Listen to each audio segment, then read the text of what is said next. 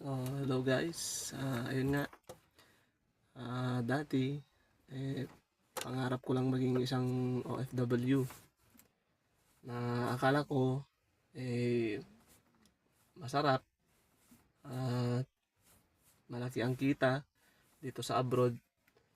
Pero hindi pala ganun kadali ang maging isang OFW. Dahil dito mo mararanasan yung hirap, sakripisyo, malayo sa pamilya, at maging malungkot dahil syempre yung pamilya natin sa Pilipinas, syempre namimiss natin yun. At syempre doon tayo lumaki, doon tayo nagkaroon ng isip.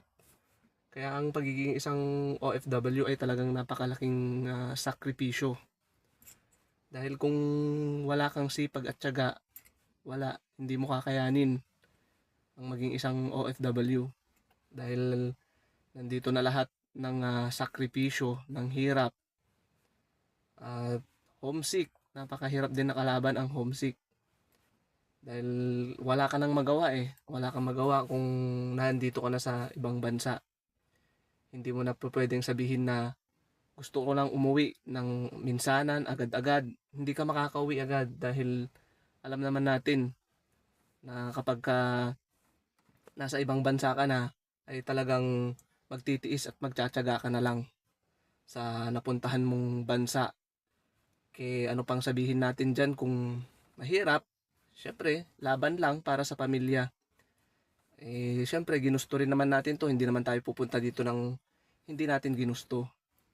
Kaya, para sa lahat ng mga OFW dyan, na kagaya ko, sipag, tiyaga, tiis lang. Mabilis lang naman lumipas ang araw. Hindi rin natin mamamalayan, matatapos din ang kontrata natin. At ang pinakamasarap na part ng pagiging isang OFW ay yung uuwi lang ng bansang Pilipinas.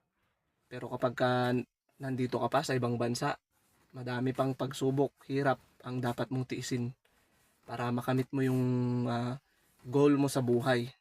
Yung para maibigay mo yung mga pangangailangan ng pamilya mo.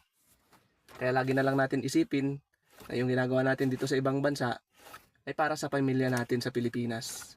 Para maibsan din ng konti yung pagka-miss at pagkalungkot natin. So, yun lang ang masasabi ko. And bye.